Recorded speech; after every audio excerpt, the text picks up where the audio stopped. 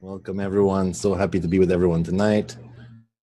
And we're going to have another, hopefully, amazing lesson together and try to deepen our connection, deepen our bond within the 10.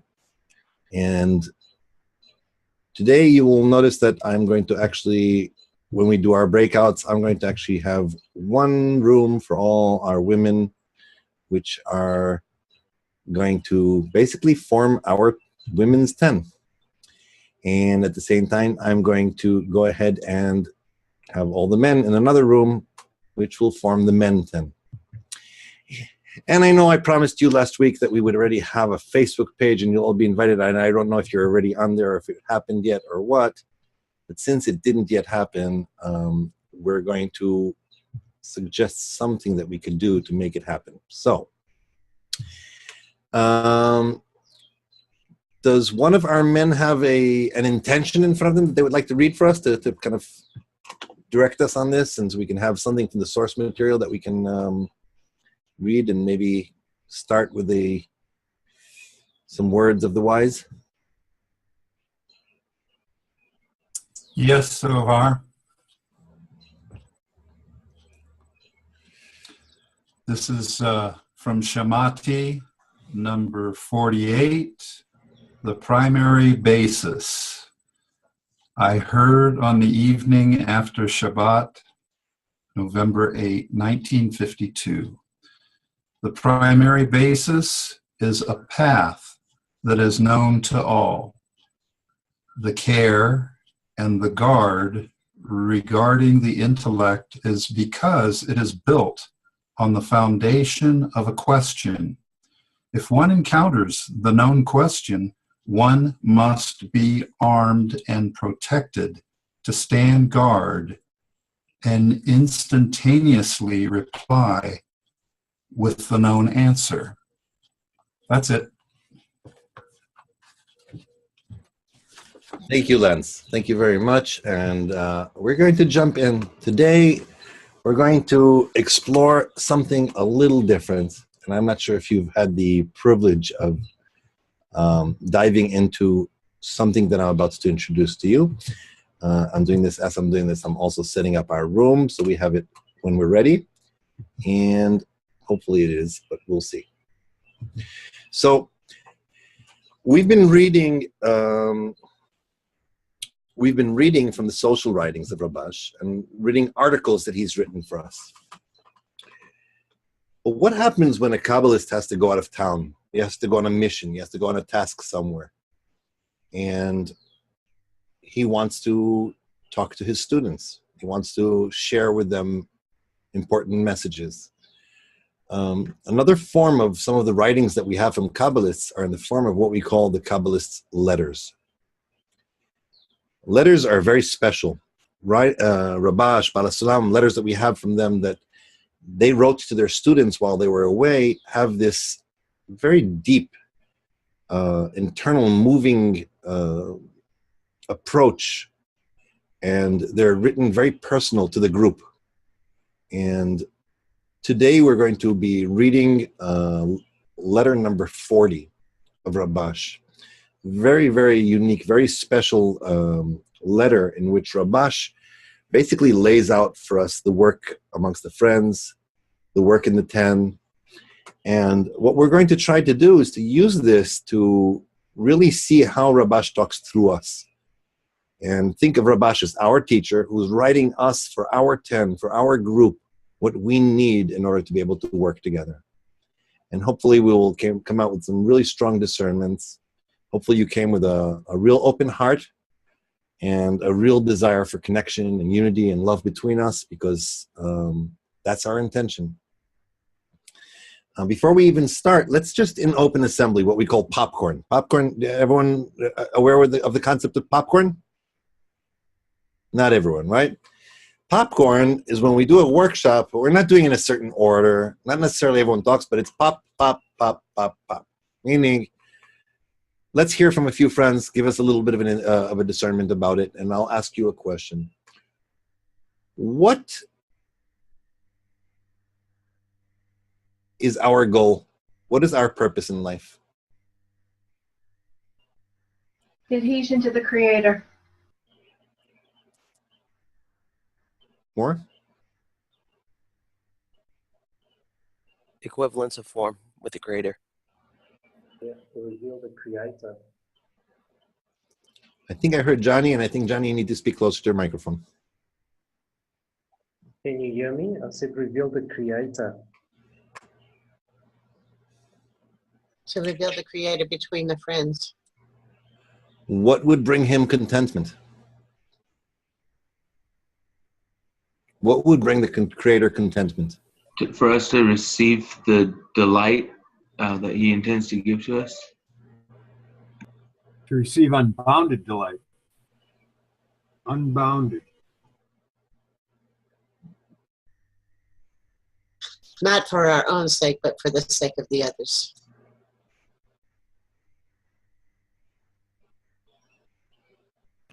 For the sake of pleasing the giver.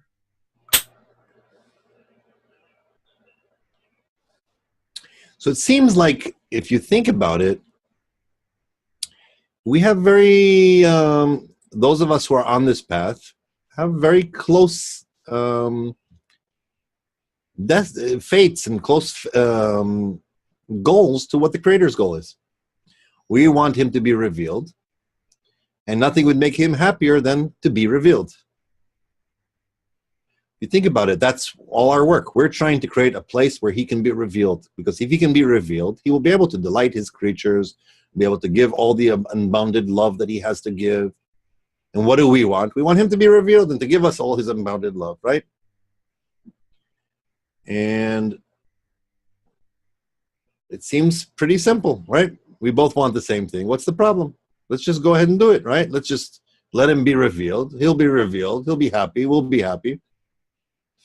Game over, right? Gemar tikun, as they say. The end of correction. Apparently, it's not that simple. And we want to see why.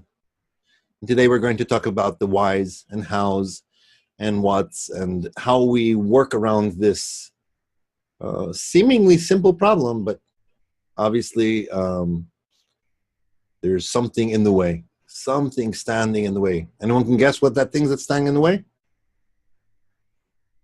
The ego. We have the will to receive for ourselves. The ego. Ego. Ego. Okay. The will to receive, our ego. Our inner Pharaoh standing there on guard, right? 24 hours a day, just not wanting to let go. So Rabash is going to take us through this sermon today, and hopefully, if we really, really connect together, we will be able to come out of today with something very, very special. before we start, someone have a question that you want to ask about last week, about this week, that something that you feel like if you ask that question now, it will help us start?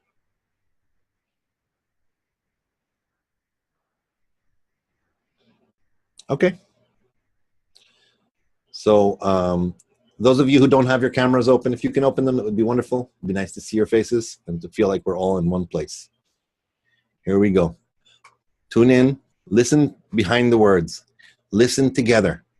We want to listen to this letter as if it was a personal letter, and the teacher told us you need to hear this with one ear, with one heart, with one brain, together as one man and one heart. You need to hear it this way. I might be skipping some parts here and there, but if you open it on your social writings, there is someone can maybe call out the page it's on. I think it's somewhere in the end of the book there, right? 403. 403. Okay, so if you want to follow along, you'll hear some words, and I might not be reading exactly in order, but I'll be reading some parts from this letter. Rabash writes like this. It is about time that we started moving forward toward our sacred goal like mighty strong men. It is known that the paved road that leads to the goal is love of friends, by which one shifts to the love of the Creator. And in the matter of love, it is through buy yourself a friend. In other words, through actions, one buys one's friend's heart. And even if he sees that his friend's heart is like a stone, it is no excuse. If he feels that he is suitable for being his friend in the work, then he must buy him through his deeds. Rabash is adding a component here. He's obviously told us that, yes, you want to reach love of the Creator, but we know this, that through the love of friends, we reach the love of the Creator. That's a stepping stone in between. And we have to take care of this. We have to do this. But apparently, it's not that simple to reach love of friends, right? If it was that easy, we would all be in love of friends. We already mentioned the fact that we have this ego in between. There's something that prevents me from just loving without caring for myself. Everything is directed towards love myself. So now I need to find a way to love another. And not only that, we have to do it together. And all of us do this, right? So here's your first question. And I think it's really something you've probably been engaged in before. A very simple question. Why do we need love of friends in order to reach love for the Creator? Why can't we just love the Creator directly? You got it? Simple question. Why do we need love of friends in order to reach the love of the Creator? Why can't we just love the Creator directly? I'll click on the button, and hopefully you guys will be sent into a breakout room. All right, it looks like I got mod on my name. So, guys, let's try popcorn. And what we'll do is, like Zohar said, everybody just go when they feel like talking. And when it seems like everyone's gone, I'll ask if they haven't. If you haven't gone yet, go ahead and jump in before we go around round two. So whoever wants to start. It's concealment. The Creator's in concealment. That's why we need the friends. It is part of the practice. We're here in this playground that's been given to us with the still, the vegetative, the animate, and the human. And through these steps, we are in complete practice in order to reach adhesion with the Creator. So, friends, the Creator has devised this plan in order for us to really practice in order to be at His side. There is none else besides Him. So Creator is everywhere, but it is not possible for our egoistic mind to see Him. And the closest environment that we can achieve this is with the group, with the individuals, with the like-minded individuals, like the friends we have right now. Yeah, we need to work with the friends in order to kind of uncover our own stumbling blocks or obstacles that are in our way from achieving similarity of form with the creator. And then once we can get to that point, then and only then we're able to establish a true direct relationship. And the creator being opposite from us, from our ego, from this ego that he created. By learning to love our friends, and annul ourselves before our friends. That's how we see the greatness of the creator, feel that kind of love that he feels or that he bestows, and by seeing it, what he is through that is how we can come to love him. Yeah, that's what makes what we're doing right here different from everything else that's being done in the world with trying to achieve awareness of the creator. Everybody's fantasizing about talking directly to the creator in all the other modalities. This is the only one where we actually have to work with each other. And that's our technique. It's amazing. I think we live in a physical world, in a physical. It's hard to love something on someone that we can see, maybe isn't respond to us a lot of times, and we have a friend that is a physical thing, is a human being, and it's easier to love someone we can hear, we can see, we can feel, and through this love we can reach to a spiritual love to the creator.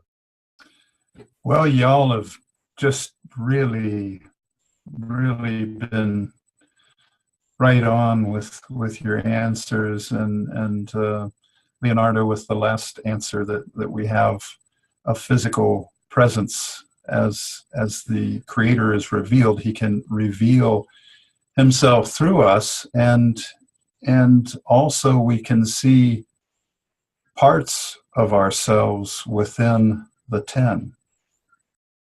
I think that's right, Lance. The upper 9 is how the creator communicates with us.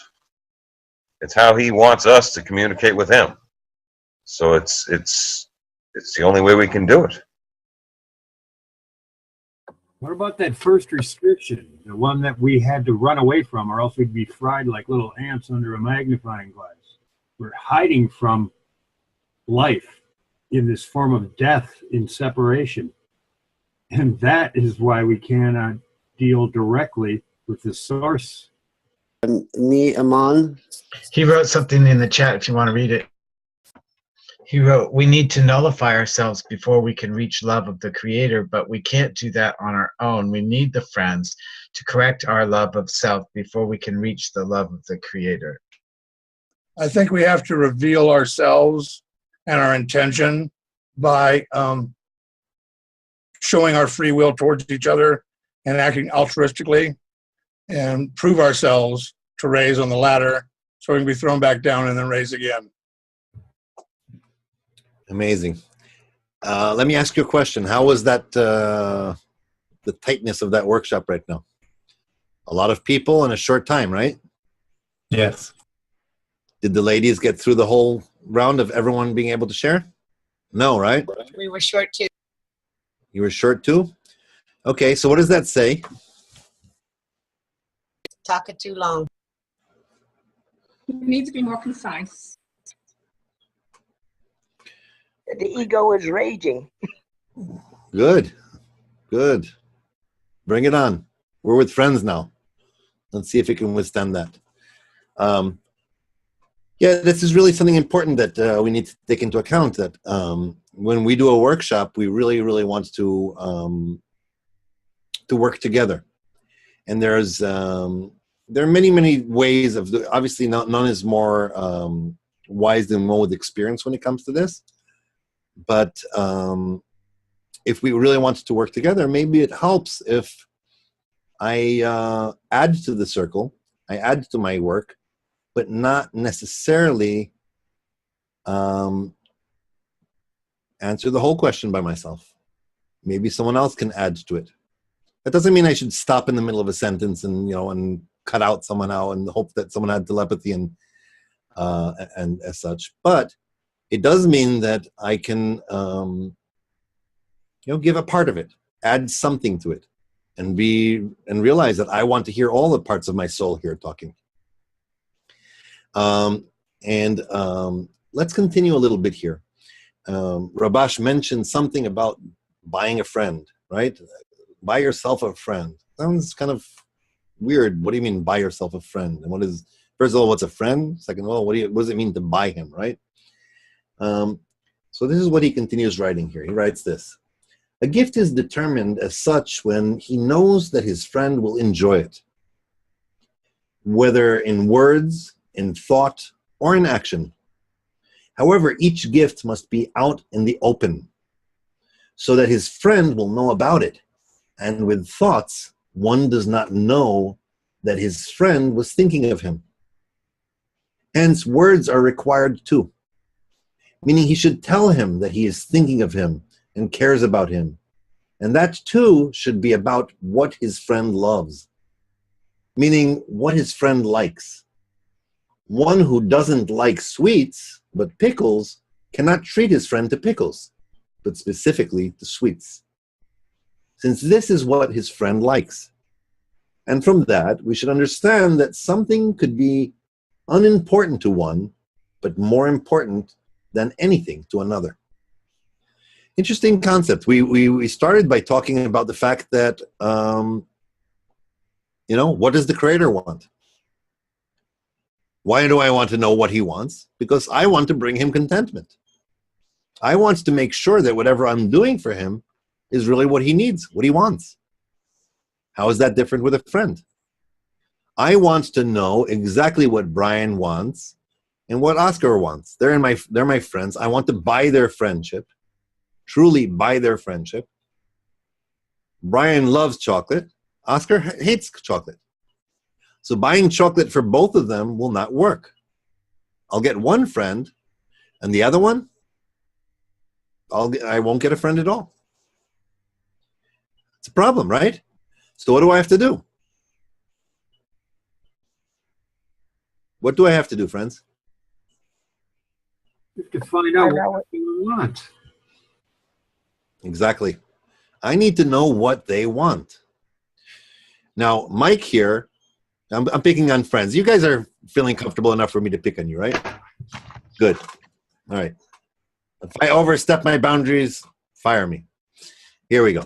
So Mike here, he really, really wants a new sports car. That's what he feels like he needs. He wants it. So should I buy him a sports car? You're nodding no. Why? It's an egotistical desire. Egotistical desire, okay.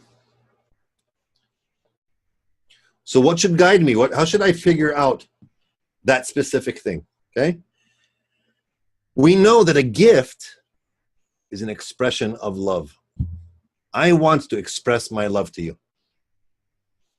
I give you a box of chocolates. Okay, nice. That's awesome. I don't know. What does he want from that? But if I say to you, I will give my life for you. You are the greatest of the generation, and together we're going to reach the goal. You have my backing. You have my arvut and all that. A different story. You know that I'm driving you towards a certain direction. I'm trying to lead you to a goal. So we have to obviously connect it to that.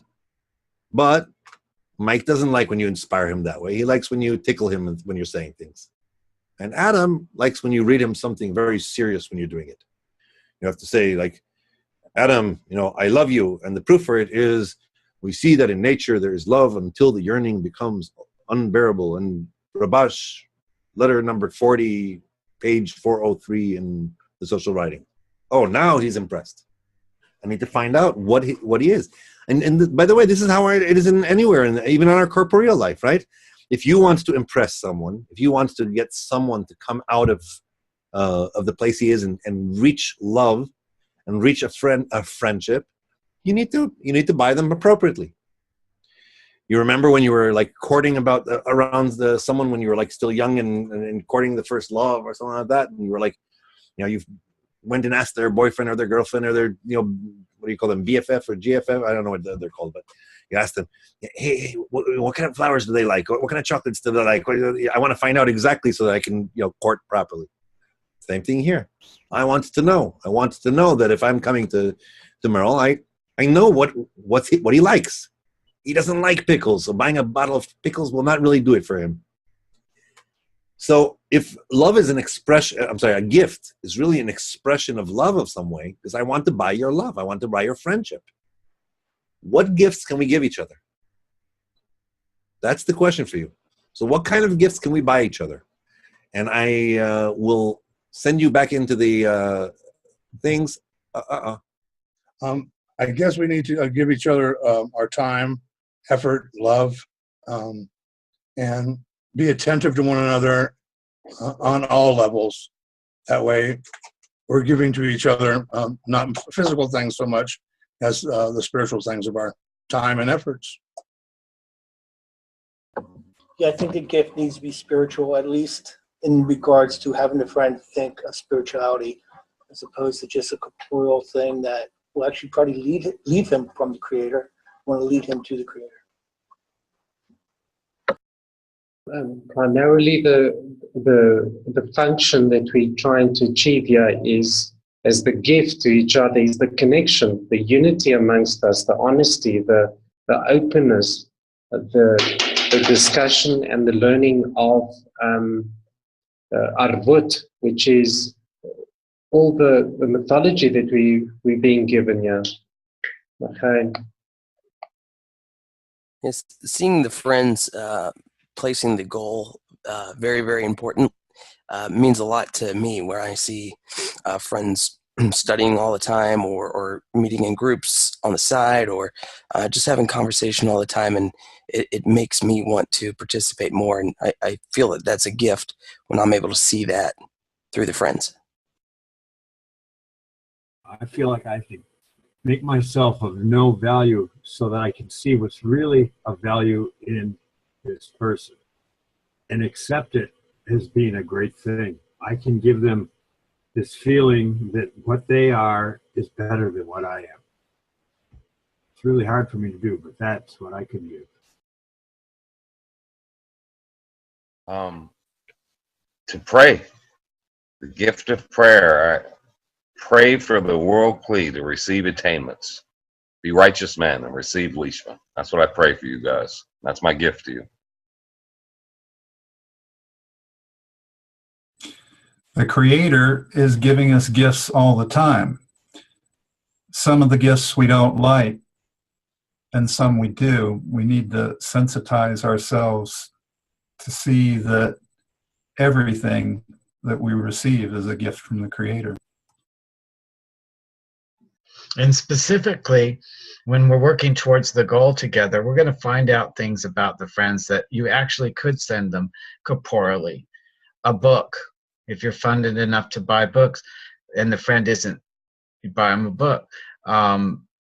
Or if there's a sound thing that they do because they like to make music for the goal, something inspiring that can help them disseminate anything towards the goal, any kind of gift. When you're together in Congress, bring them a cup of tea if they like tea, or coffee if they like coffee, give them a cigarette if they need a smoke, whatever it is. And if your friends, you grow to know each other better, you may find that your friend really his heart in this work is in Tiha or whatever, and that, so you spend your time studying that with him, and trying to understand and share with him that aspect, or that I don't know how to say, but share. We can give to the friend everything if we have the intention to make this gift and to be with this gift with the friend closer to God. I think the intention is the important thing, to be closer to God with my friend. Yeah, I think it's our spiritual desire and to make it available to the friend, and by means of nullification. And because I think at the end that's what we are trying to grow as a group, our desire. And anything in that direction, any inspiring word, or sharing a moment with a friend in that direction, I think it's a gift. Awesome, Oscar. I'll read Nehemiah's answer. The gift, this is from Nehemiah, the gift we can give to the group is to fill the lack in the friends. Thanks, Nehemiah. Lance, did you get a chance? I did. Thanks, David. I'll pipe in. I like those kind of gifts. I Zohar obviously said a box of chocolates, and he's a teacher, so I'm going to copy the teacher. Gifts that can reciprocate giving. I like those that are going to make the gift. You're going to make the friend share. Like maybe a bottle of alcohol or a box of cookies or chocolates that are going to automatically make the spreading grow like a tree. Remember, watch the lesson from last week today, and finding ways to maintain the connection around the clock. So I heard a lot of you guys talking about it last week with just imagining it or really thinking about the friends all the time, so we can continue the connection and create that generator to someone finish my sentence for me. Create that generator to now somebody finished for me. So when you think about the friends around the clock, sometimes you can give a gift. Earlier, a friend mentioned about it at Congress. Tim bought me a beer to Congress. And that simple act, and you think of him. And I think of him often. And it was just through that connection and a simple exchange of a beer. So buying a friend, it's what does the friend like? And then just sit there and in connection with the Creator. And it helps us think of him constantly. Tying that generator to this is like saying, well, what is it that these guys might need today? What was it that was bugging James? What was Leonardo really saying that was that he was having trouble with? Just having these thoughts, not thinking about what can I get them? It's what do they need? And trying to keep that thought, that generation of thought going. Always trying to think about something other than myself as much as I can.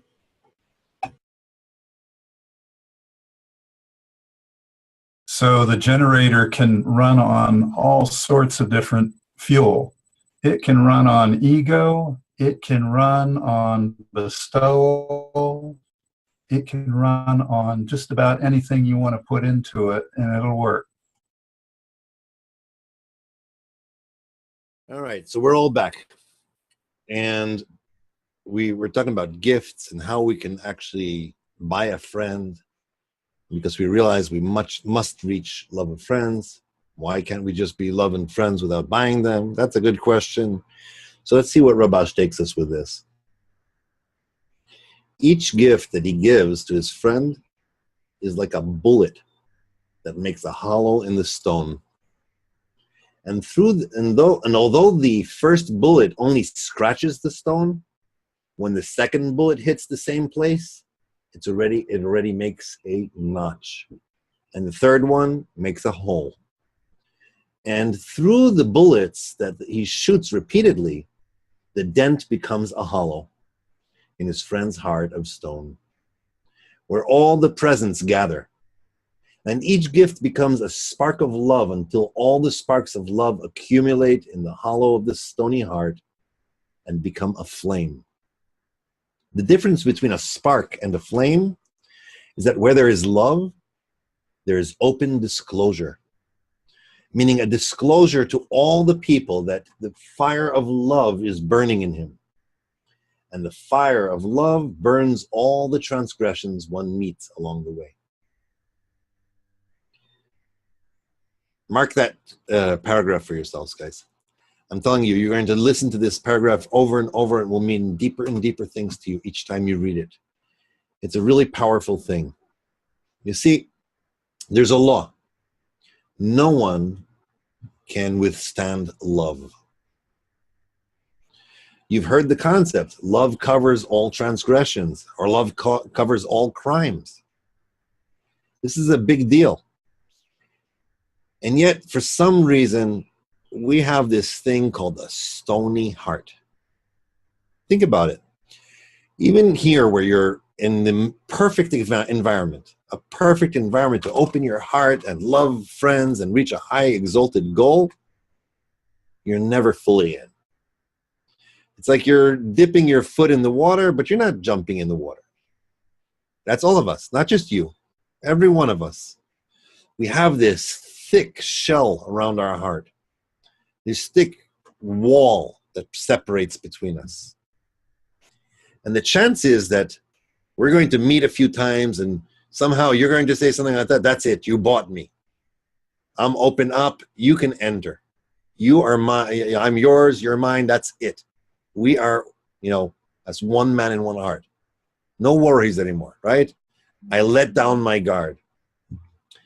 We say all the time, you need to connect. You need to unite. You need to find love of friends. Well, it's not that simple.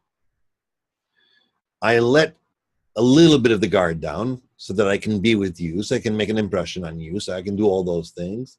But to really penetrate inwards, you need to make a hole in that stone around me. Therefore, it's this repetitive, persistent work on each other. Rabash calls it the bullet that you shoot in the same place over and over and over and over. Those gifts are bullets. Because what happens when you buy a gift to a friend? He becomes closer to you. You get closer to this friend. Why? Because now you've invested in him. And if you notice, anything you've invested in life becomes more valuable to you. If I invest in my children, they become valuable. If I don't care about my children, I don't invest in them, I forget that they even exist. Anything, whether it's a corporeal thing or a spiritual thing, if you invested in it, it's important to you. You can even learn how to love it. Right here in the General Assembly, let me ask you this question. Who's the correction done in now? I'm buying you a gift, right? I come to Tim. I want to buy him as a friend. I buy him gifts. I'm trying to buy his friendship. I send him special source materials that will open his heart up. I once in a while uplift his spirits. I tell him that I'm thinking about him. I tell him how important he is for me for the goal. I send him a box of chocolates. I pray for him and I let him know that I'm praying for him. And on and on and on. And I do this. Who's the correction done in? Is it in Tim or in me? It's in me. Always. Okay, someone else elaborate? It's only me and the creator is what we're told we're eventually going to feel and see. And I guess if we can see our friend as a creator and great, then we are making the corrections to ourselves. I say both and you get it twice because it goes through you to go to him and then back to you. All right, let's elaborate on that. Let's say it is both, okay? What kind of correction does it do in me? What kind of correction does it do in him?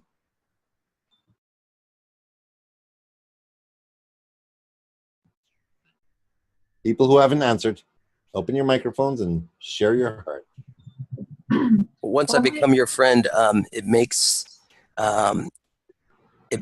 me want to pray for you. Alana? If you're giving him the present and praying for him, won't there be that correction also for you?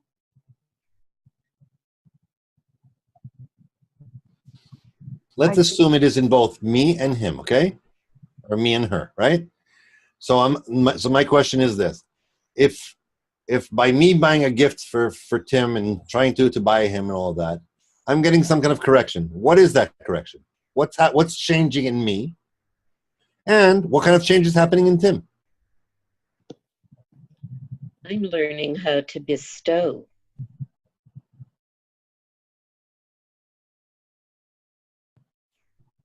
I think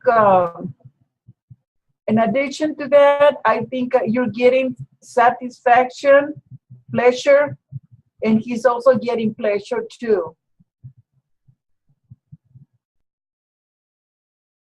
Dano on chat says, soften both hearts. I'll tell you a personal story. Oh, I'm sorry.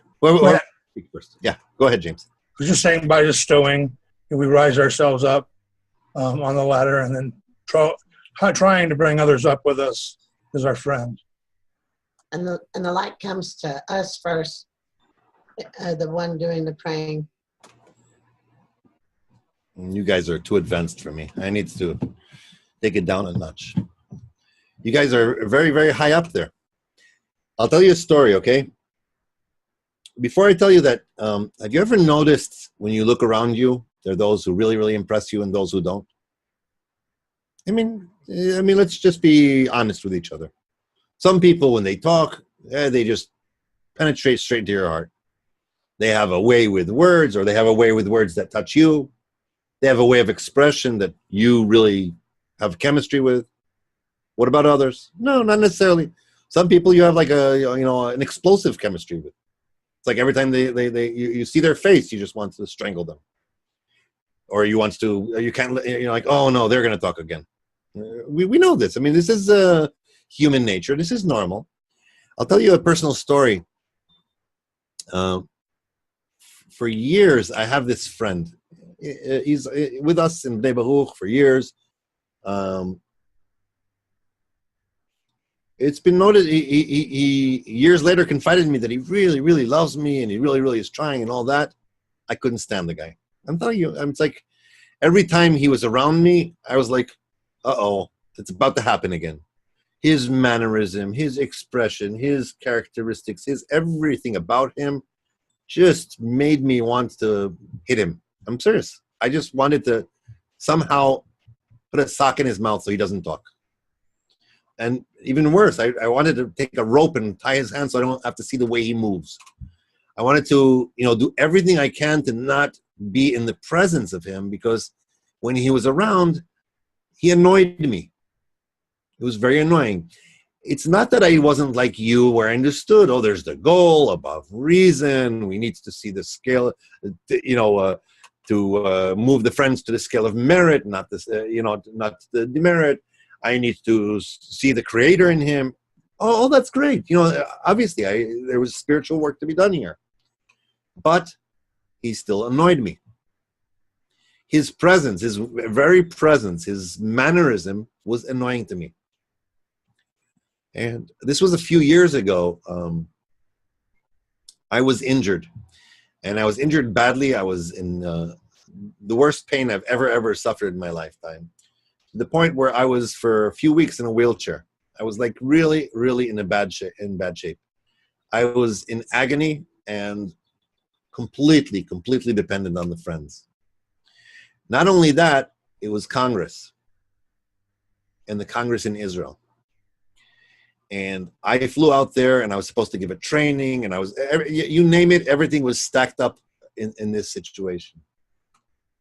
And this guy, without asking, without anything, somehow, like silent waters that trickle between rocks in a stream, kind of somehow found his way behind the wheelchair, and for over a week walked me around in the wheelchair, made sure I got food, took me if I had to go to the bathroom, cared for my every needs from morning to night, without asking for anything, without saying anything, without a word, without anything.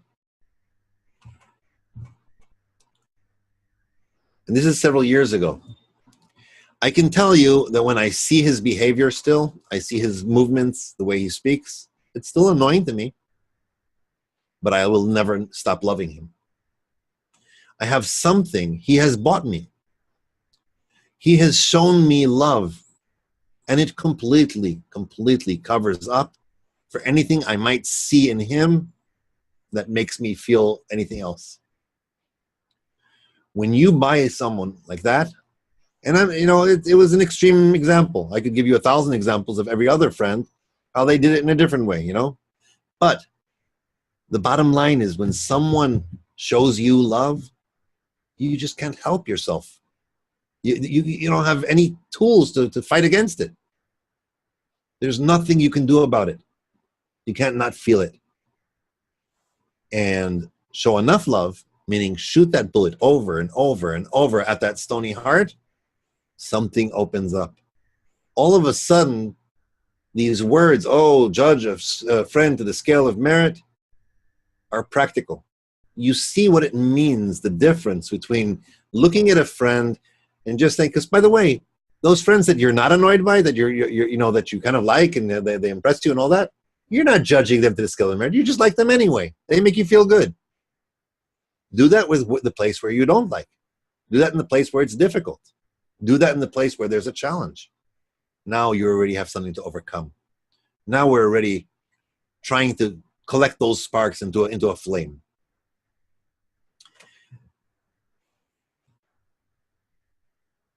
Rabash continues. Anyone have questions, by the way? Yeah, I'd like to build on something you just said, Zohar. There's a sister that I want to strangle, except I don't have the strength. Can't stand her. She annoys me like anything. Just as you said. And every time she talks, I'm going to shut up already because she talks forever. She's the biggest phony I ever saw. She, in a 10, she answers the entire question. There's nothing for anybody else to say. Blah, blah, blah. I can't stand her. The other night, she started special messaging me on something that I had spoken about that was a very big concern to me. And she was extremely helpful. And that sort of changed my thinking about this problem. And I found within the hour a solution to it. But the effect on me was that my attitude toward her changed. And my attitude toward everybody changed. Something about holding on to that annoyance with her was affecting my relationship with everybody.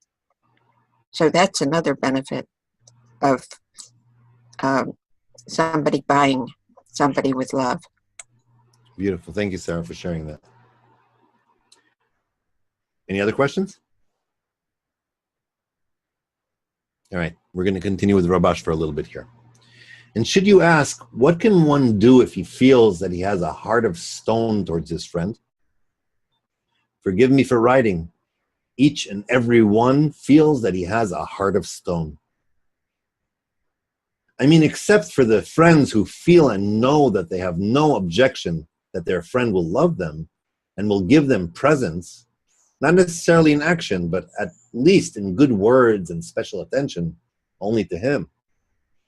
I'm referring only to those who feel that they have very cold hearts in regards to loving their friends, or those who had a heart of flesh, but the coldness from the friends affected them as well, and their hearts have frozen still. The advice is still very simple. The nature of fire is that when rubbing stones against each other, a fire starts. This is a great rule, since from lo lishma, one comes to lishma. Anyone can share with me what they think about that?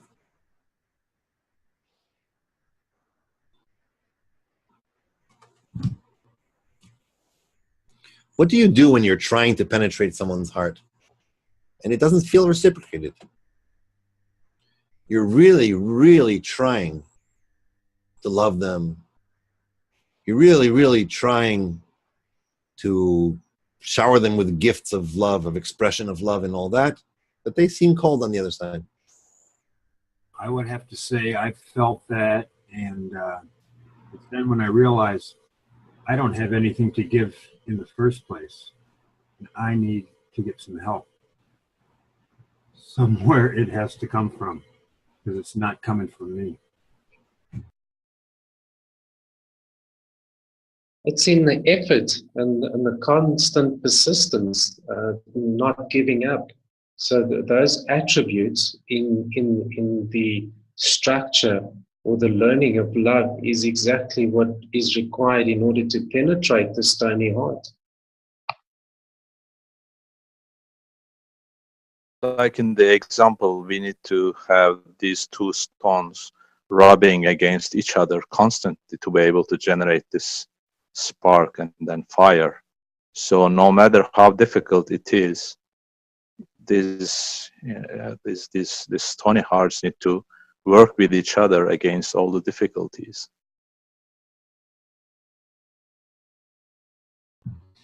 All right, so apparently there is a problem here. We do have resistance to loving each other. We do have something that holds us back from letting people in and for people letting us in.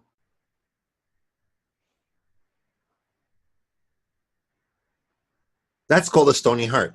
That's a wall between our hearts. Let me ask you this question. Because Rabash does write about this. He says that, we have a cold heart towards love of friends, but these relationships can be changed and become pleasant and comfortable through rubbing of two stones together. It actually creates a spark. It's obviously some kind of allegory of what happens when you take two tough guys. And you've heard the concept of fake it till you make it or something like that. Under what conditions will my friend not feel resistance to receive a gift? Rather, on the contrary, will feel very happy to receive it with all their heart. Under what conditions will a friend feel no resistance whatsoever to receive a gift from a friend, to open up their heart, and on the contrary, actually feel that they're just joyous and happy to be able to receive it and open their heart and let me in. And here we go. We're going to go into a workshop. Okay, I'll jump in for Mike. I think shame is a important element here. Like in the example of host and the guest, our famous example, shame is an important element. So the friend, if you are giving a gift, it should be in a condition where the friend is not feeling shame for receiving that gift. Also, I think a gift that is given and nothing is expected in return. You give a gift and the person looks and like, well, you didn't say thank you. But you wanted something in return. Can you give a gift, truly give it, with no expectation of reception in return?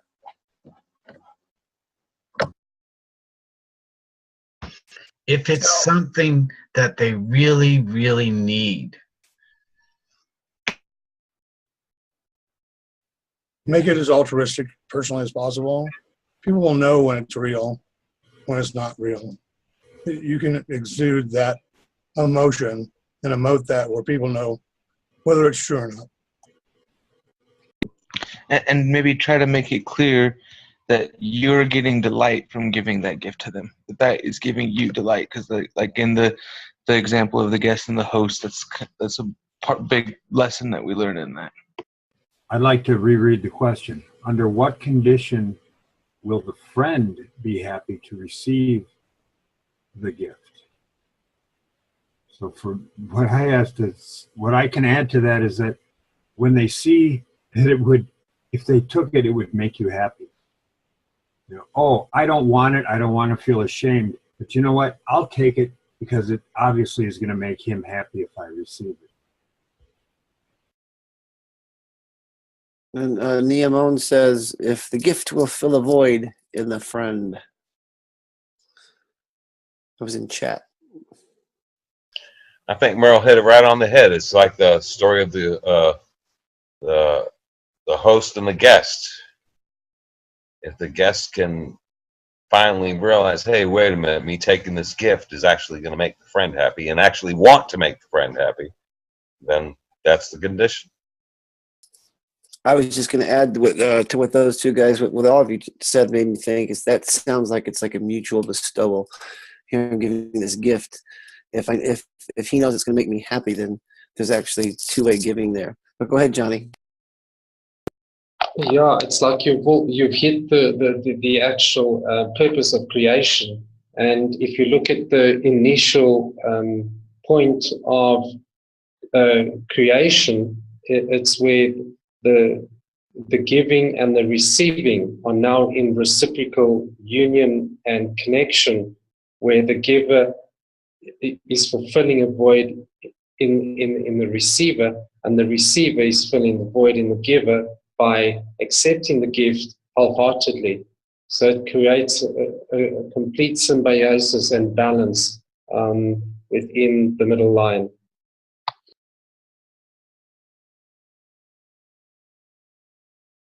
I think we need to be in the position to be equals, because if we put ourselves up to our friends, maybe our friends look the present in a different mood, like I don't know, like something we need to give her. I don't know.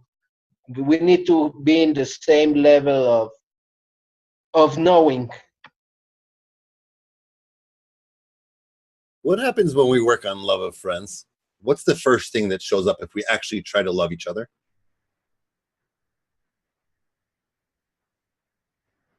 Hatred. Weird, huh? It's like, what? We just spend time, energy, efforts to love each other. What's revealed? The opposite. Why do you think the Creator sets us up in such a way where every time we make some effort in the right path, on the good path, on the path of love and all that, He sends us some crime, some transgression, some sin, something in between us that will make it even more difficult? So we can prove ourselves to Him. It presents more and more opportunities for correction. To strengthen our resolve. As we move into a descent, it's only going to open us up for an ascent at some point. The realization of failure, it drives you to a prayer for help. The harder He shakes the tree, the harder you have to hold on. To make sure that if there's any residual left, that it's not something that will contaminate the completed vessel. If we keep trying to reach love of friends and He keeps pushing us away, then it's actually us making the decision to do this, so it's free will. We freely choose it. I always think about this story. It's, I was in third grade. I worked really hard. I mean, I did every homework job, task that was given. I did all the schoolwork and all that. I reached the end of third grade, was waiting for that tap on my shoulder. Good boy, Zor, you finished third grade. Here's your prize. What did they give me? Fourth grade. Exactly. You would think that, hey, you worked so hard. Let's make it easier on you. No, now you're ready for the next level of difficulty. We're not here in this world to remain fetuses. We're here to become Adam, to reach the final correction, to become an equivalence of form and devotion and dvikut to the Creator. It's going to take some overcoming and rising above. When we say love will cover all crimes, that means each time I'm going to give you a bigger crime to overcome with love, until you have so much love to overcome the greatest crime. It has to happen that way. He has to give us higher levels of difficulty. And you notice when you start, when you're young, when you're little, when you're in the beginning, seems like the little things that you have to overcome. But the more you work, you will reach one day sitting in a cave with 10 of the greatest Kabbalists of all time. And when you're just about to reach the highest level of love that is even possible in creation, the second before that, you will be at each other's throats wanting to burn each other alive, revealing the greatest level of hatred there is. It goes hand in hand. You have to have the greatest amount of darkness in order to receive the greatest amount of light. It's a necessity. It's the way we build our kli. Without it, there is no spirituality. Yes, Mike. But in our group, in our 10, we cling to only the love, right? We don't though the hatred is given to us. We in our 10 or in the assembly, we only cling to the love, and we work towards only the love, right? Always. Always. Zohar, I have a question to build off of what Mike said. Yeah. Is this why we practice this in tens and not in the general public? Because we understand that this is going to be revealed within these groups, and we work on that specifically in the 10 as opposed to trying to do it with outsiders? Also, yes, that's a good discernment. We have to work within a group of people who are working for the same goal. If you're not doing that, it's like go to the supermarket, and as you're checking out there, go to the cashier and say, I want to cover our, the disconnect between us with love and all that. She'll call the police. Do that with your neighbor. Do that with your, do it with, you get where it's going from here. You have to have a mutual participation between all of us here. If we really work on love between us. By the way, when hatred doesn't show up? When we don't really work on love. If we actually do the job that we're supposed to do, a sign that we're advancing is that we have to overcome more, but we're always working. Like I said to Mike, we have to be working on the right line. We don't work with the left line. We work with the left line, but we don't evoke it. We don't sit there saying, bring us the left line. We need hatred. Hatred shows up on its own. The Creator gives that's the gift. It was created. If we want to reveal it so that we can correct it, we have to work on the right. We have to work on the love and the connection between us. The more we work on love of friends, the bigger obstacles we will find in doing so. The harder it will be, but we will also be advancing to the level where we were not just going to be working on love of friends, where we're hoping that somehow Tim will have enough love to cover up his hatred towards Mike, but the love that will show up will come from where? From the Creator. Thank you. We call this, both of them will be covered with a under one blanket. We want our 10 to be under a blanket of love. Once we take all the differences between us and put them inside our 10 and work intensively between us on love of friends and discover all these difficulties in doing it, we discover that we're not capable of doing it, like some friends have mentioned here. It'll bring us to a cry, to a despair, to the state where we realize that we don't have the force to do so. But it'll bring us to a true prayer, a true desire for it to happen. And knowing that there's only one source that can cover this, that can fix this, that can correct this, the light itself. We will actually have a real just demand for the light to come and correct us. Any other questions before I move on here? Well, yeah.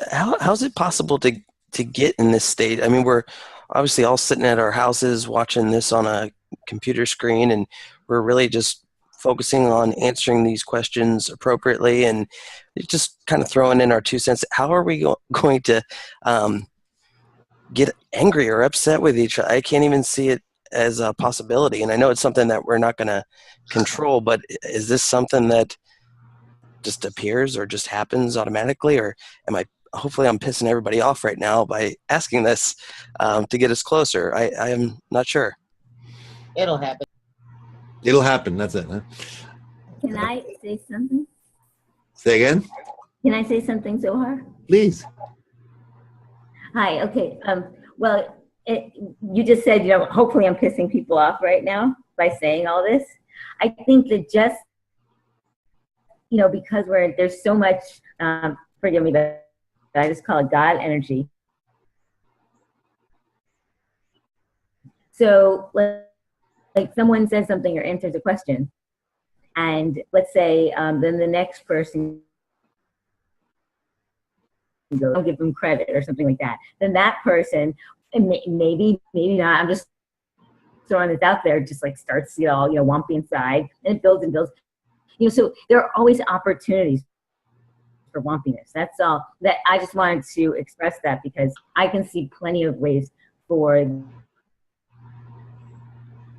there to be, lots of emotions being stirred up, even though we're meeting in this virtual environment. I find it to be very intense. Okay, thank you. Right. Let me just add to it, this part.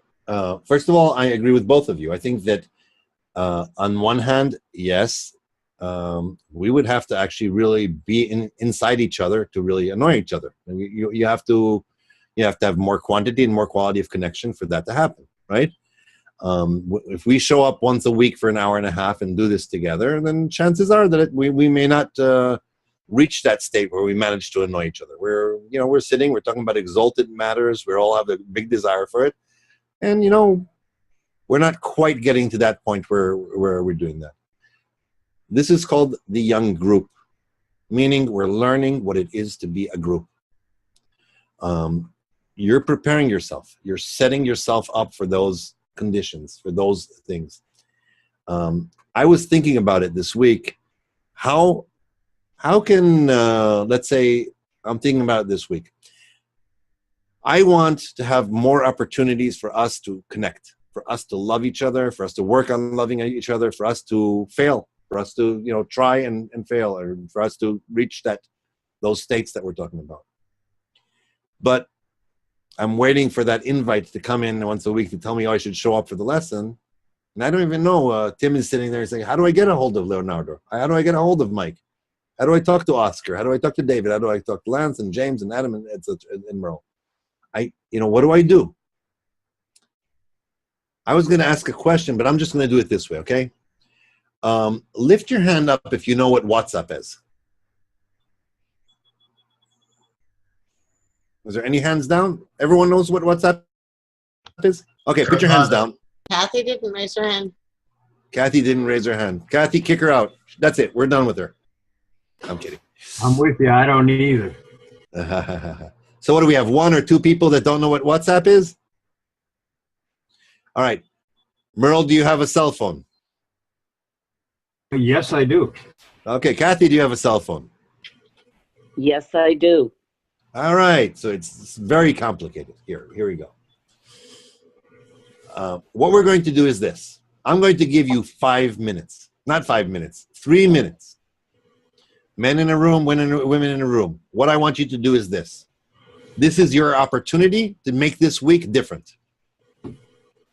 One of you in the room is going to collect the phone numbers, including your zip, what is it called? The area code, right? Yeah. Area code. So if you're like where I live, it'll be 1815, whatever the number is. And if you're in, Mexico, you'll be whatever the country is. 1 is for America, others for other places, okay? So whatever it is. If you know what your number is for WhatsApp, just put that in the chat, okay? Type it in. Don't even have to talk. You'll take 3 minutes. All the men will share that, and all the women will do the same. If you don't have a smartphone, we'll figure it out, okay? They still work on regular phones, I think. Well, they can download the app onto a computer. Okay? Let's first do that and make sure that 1 person in all the men and 1 person in all the women, or more if you want, will have those numbers and be ready for the next step action. Do you have the task in mind? I'm downloading WhatsApp right now. Okay, but I'm going to set you into breakouts, and women, you do that. Men, you do that. I'm going to give you like 3 minutes so that you have all the numbers, okay? 1, 2, 3, go. Okay, to be able to copy every number and paste it, if each person types it in separately, that's going to be really hard. Why don't you each say it and I'll type it in? And that way it'll be in one thing where we can all copy and paste, we can all have. Awesome. So I'll start with mine, 863-243-9550. And next, oh, and you got to put your name by it. Okay. Start asking names. Start calling out names, Adam. That'll be easier. You call out the name. Okay, Merle. Yeah, mine is 715-220-0003. And that's Merle, M-E-R-L-E. Yeah. James Alton. Your phone number. For WhatsApp, but I'll give you my Skype number. Just whatever. Okay. It's going to be on your cell phone, so whatever phone you're using. I did not have the app. I'm adding it now. Do you Just want to the give mobile it number. Just guys, just give your mobile number and it'll be good. 520-343-7806. Awesome. Leonardo? Unmute, please. My name's 52555527283859. Did you get that, Adam? 5255-272-83859. It's 5555.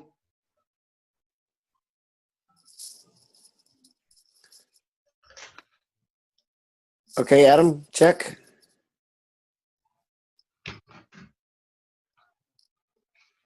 Okay, Mike. 425-599-8348. Okay. And Adam, unmute just so you can say confirm, please. Unmute, say confirm. Confirm. Johnny. Okay, mine is an international number. I'm not too sure. It's a 27. You know your country code? I'm not sure. No, I don't, Adam. What country? I think it's 27. It's South Africa. It's 2779-873-0054. Confirm, Adam. Adam, confirm. Yeah, it's there. Dan Tim, will put please. his in. Go ahead, Tim. Area code 312-848-9696. Confirm, Adam. Got it. Tom. Unmute, please. My number is 843, area code 843-323-0157. Confirm, Adam. Brian. 1-610-762-1191. I will confirm for Adam's behalf. Oscar. Yeah, area code is 267-980-4827. Awesome. Lance. Area code 719-248-7125. And David is 602-330-9716. Leonardo typed a correction in the chat as well. Did you see Leonardo's correction, Adam? Okay, yeah, add a 52 before the number I put for him. But now we got to copy all these and put them somewhere. Okay. See, I write the country code.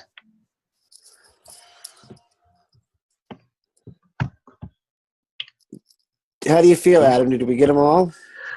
Yeah, I just got to copy them before. Well, the chat's going to be saved anyway. So, but I copy them and paste them into a Word file. Okay. And Daniel, please type yours in, and Niamon, please type yours in as well. Daniel's is up at the top, I think. Thanks, guys. Awesome job. We'll give a few more seconds for the last friends to come back into the room. Okay, we're all here. This is something you can do now, okay? You actually have each other's phone numbers. One thing you can do is all download the WhatsApp app on your phone and create a group. right? Call it the young group 10. Call it the greatest of the generation 10. Whatever you want to call yourself. Something that you'll have pride with in your group. Okay? And the ladies and the men do the same thing. If you don't have a phone number, or you don't have a mobile phone, and you're like wondering about that, talk between you and how you're going to fix it. Maybe you can buy a friend. I don't know.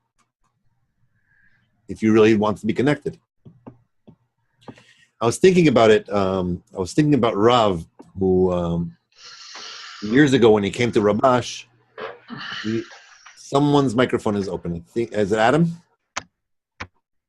Thank you. When Rav came to Rabash, once he really realized that this was it, this was his teacher, and he was going to devote his life to this, wanted immediately to move to live next to Rabash.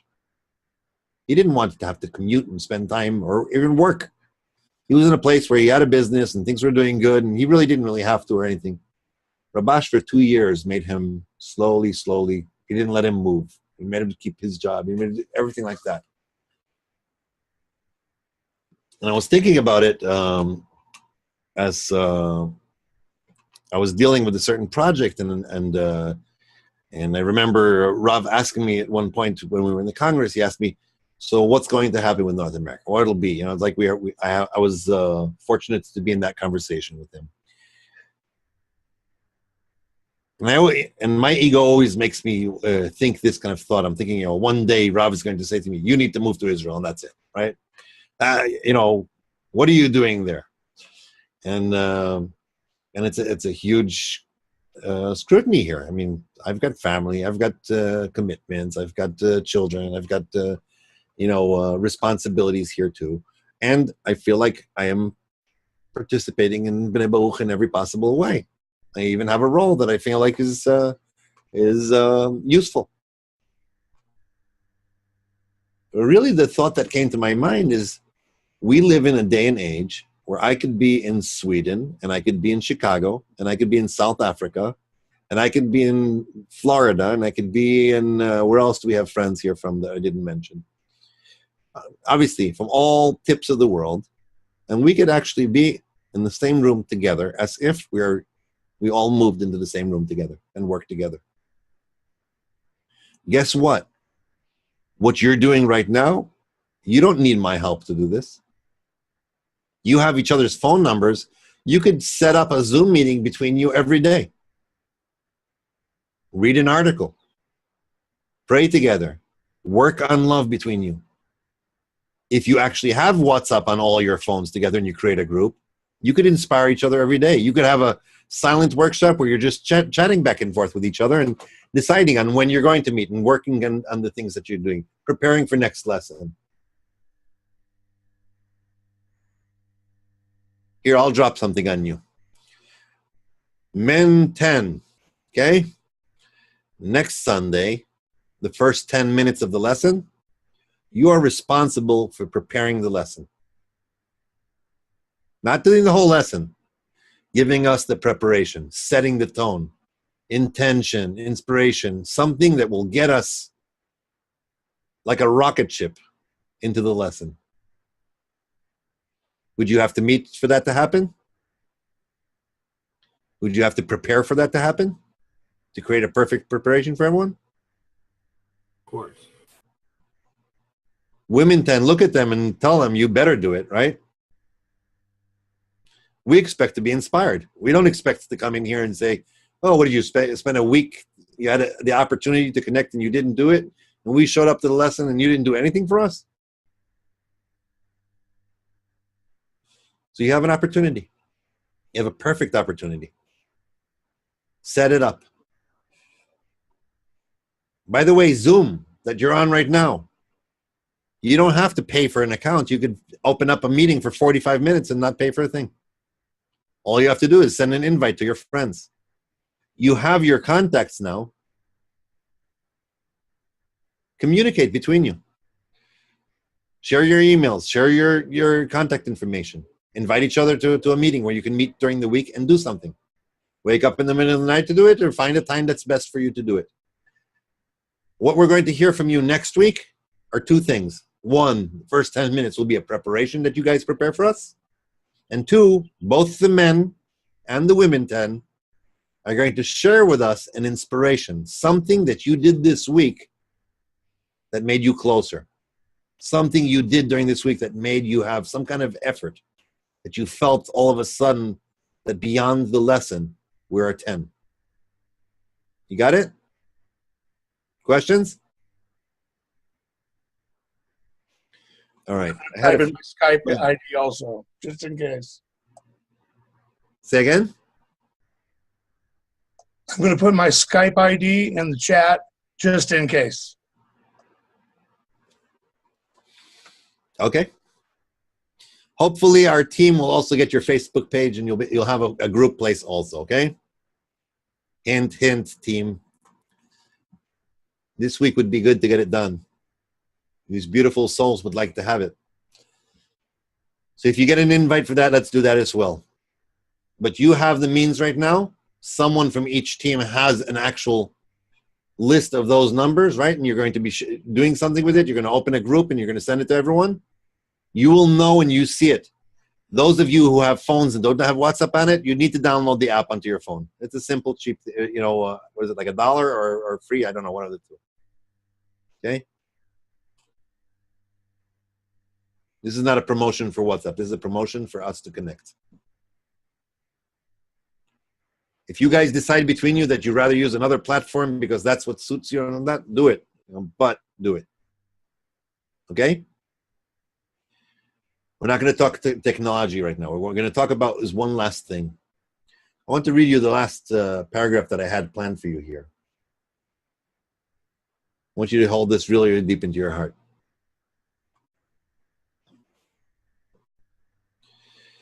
We see that in nature, there is love until the yearning becomes unbearable. Everyone remember the feeling that you had when you had puppy love, when you were like a teenager and someone broke your heart and you're like, you were crying and you're like, oh my God, I can't stand not being with that, just I have to be, it's like I can't even breathe, that kind of a feeling, right? So we see in nature, there is love until the yearning becomes unbearable. And if you wish to ask, how can it be that through love, a person will develop a desire to revoke his own existence? There is only one answer to that. Love deviates from the right path. In other words, it is irrational and is considered not right. Anyone think love is logical? Not really, right? Only then, when there is such a love, each and every one walks in a world that is all good and feels that the Creator has blessed his share. Then the blessed adheres to the blessed, and he is rewarded with dvikut with him forever. And through the love, one is willing to annul his entire reality. Let's read that again. We see that in nature there is love until the yearning becomes unbearable. And if you wish to ask, how can it be that through love a person will develop a desire to revoke his own existence? There's only one answer to that. Love deviates from the right path. In other words, it is irrational and is considered not right.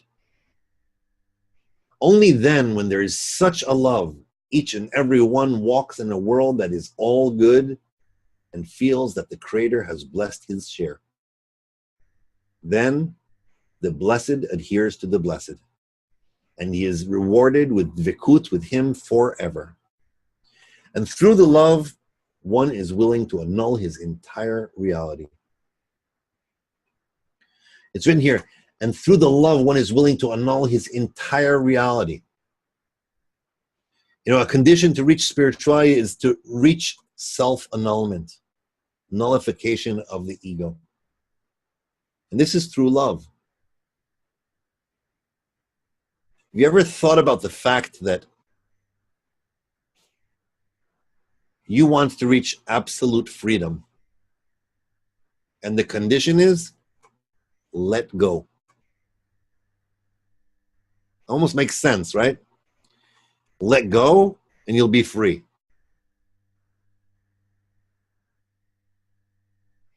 There's some food for thought for you.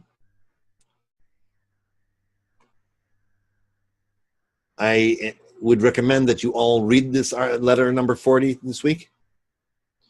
Meet between you and the 10. Discuss it. Have a workshop in it. Come up with some good ideas about it. Discern it a little bit. And try to find out, what is this love that Rabash is talking about? What type of connection between us and the 10 can be called love?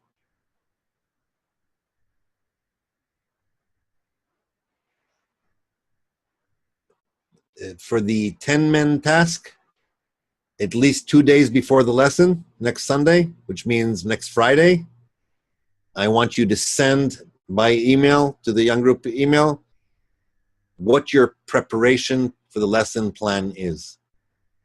What are you going to have there? Are you going to have a clip? Are you going to have a song? Are you going to have a reading? Do you have a workshop question that you want to ask? Do you have certain friends that you want to say certain things? And specifics, okay? Make sure that we're actually preparing this together a little bit, that I can look it over and help you make it the best, okay? Questions? Do you mind repeating the scope of the men's task one more time, please, Zohar? Prepare a 10-minute preparation for the lesson.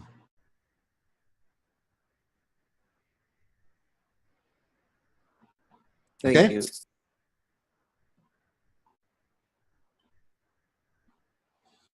You notice we always start the lesson with some kind of preparation. We read some intention. We have some kind of little discussion, something that kind of heats it up and kind of prepares us for the lesson. You may think that it's just part of the lesson, but it's the preparation. We have to do that. Rav's lesson also has a preparation for the lesson. You got it? All right, we want to hear from a handful of people. What are you leaving the lesson with today? WhatsApp. Calling others. Connecting outside the group.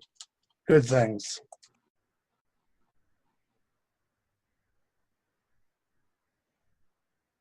I feel like we've been given a responsibility and an opportunity to advance closer with some of these new tasks, and I'm pretty excited about it.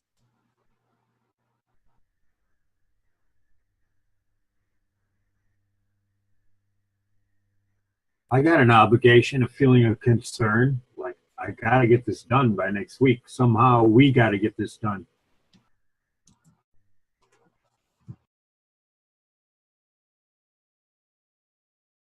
I'm just excited to be able to finally get working together daily and get working towards closer to what we see on the Rob's lessons and such with those groups, and that's exciting. All right, men, you're awesome. Let's hear some of our women. Creating a group chat for our women with all the numbers.